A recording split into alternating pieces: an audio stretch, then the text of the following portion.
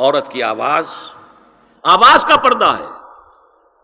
اب دیکھیے کس حد تک نماز میں اس وقت عورتیں بھی شریک ہوتی تھیں، اگرچہ حضور نے فرمایا مردوں کی صف بہترین سب سے آگے والی ہے اور سب سے بری صف سب سے پیچھے ہے، کیونکہ اس کے پیچھے پھر عورتوں کی صف ہوتی تھی، اور عورتوں کے لیے سب سے اچھی صف سب سے پچھلی والی ہے اور سب سے بری سب سے آگے والی ہے۔ سب سے آگے والوں کے سامنے پھر مرد ہوتے تھے، ان کی پشت ہوتی تھی۔ تو اسی طریقے سے اگر غلطی کی ہے تو مرد جو ہے کہے گا سبحان اللہ، امام سے غلطی ہو گئی ہے، مرد کیا کہے گا؟ سبحان اللہ۔ عورت کیا کرے گی؟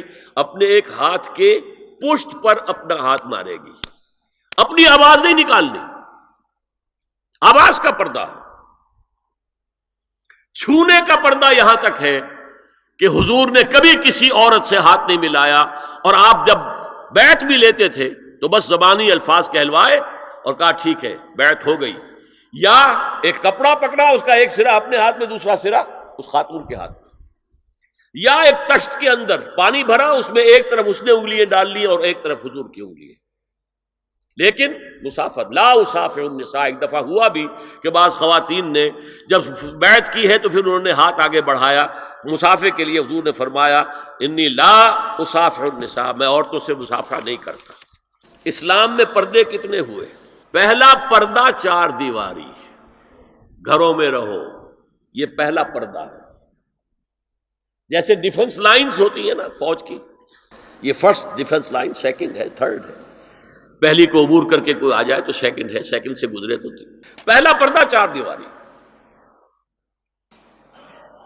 اس میں محرم آئے گا۔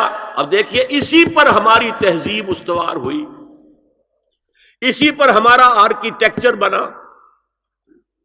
گھر ایسے بنے کہ مردانہ علیحدہ زنانہ علیحدہ، چھوٹا آدمی ہے تب بھی بیٹھک علیحدہ، بیٹھک باہر سے کھلے گی اور پھر ڈیوڑی سے ہو کر پھر گھر کے اندر جائیں گے، مرد آئیں گے تو یہاں بیٹھیں گے، اندر نہیں جائیں گے، اندر تو صرف وہی جائیں گے جو محرم ہے، ابدی محرم۔ دوسرا پردہ ستر، گھر کے اندر جو محرم آ گئے ہیں ان کے سامنے چہرہ تو کھلے گا، باقی جسم کا کوئی حصہ بھائی بہن کا نہیں دیکھ سکتا، اور باپ بیٹی کا نہیں دیکھ سکتا، بیٹا ماں کا نہیں دیکھ سکتا۔ یہ ستر،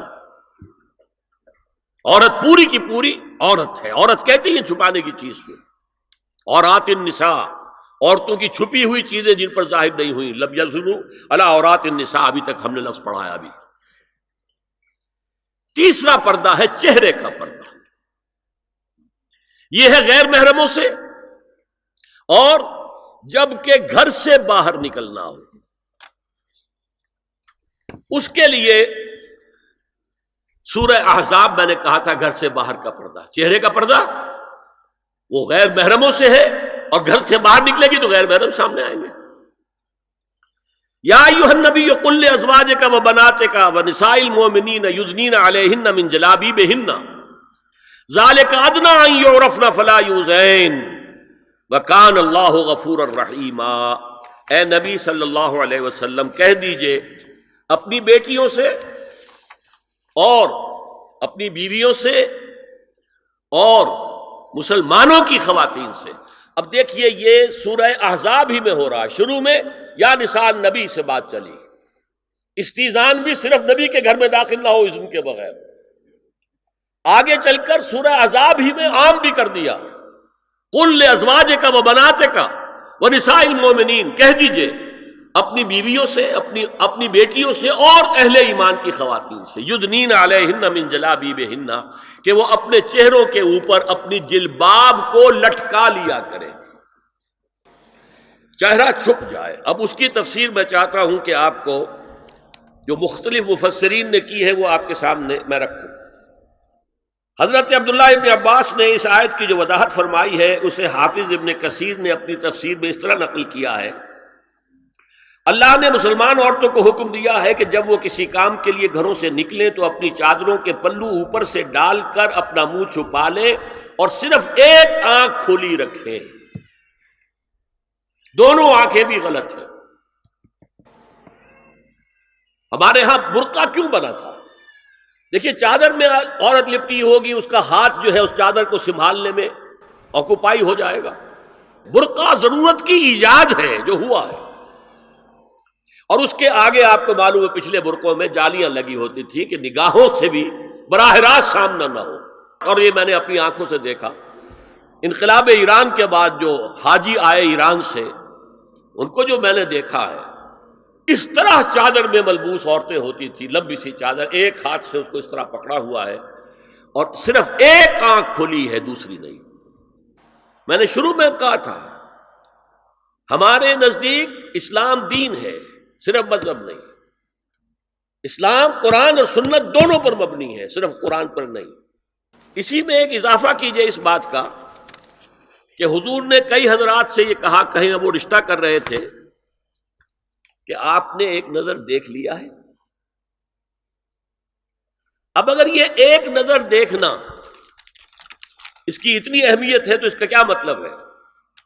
اگر تو صورتحال یہ ہوتی کہ ہر وقت چہرہ کھلا ہے، آ رہے جا رہے، تو ایک نظر دیکھنے کی کیا ضرورت ہے؟ وہ تو دیکھا دکھایا ہے. زمانہ آیا ہے بے حجابی کا، عام دیدار یار ہوگا. سکوت تھا پردہ دار جس کا، وہ راز اب آشکار ہوگا. تو ظاہر بات ہے وہاں پردہ ہو گیا تھا، تبھی تو تھا نا کہ ایک نظر دیکھ لو. آپ نے پوچھا ایک صحابی سے کہ رشتہ کہاں کیا؟ وہاں کیا ہے. تم نے ایک نظر دیکھ لیا ہے.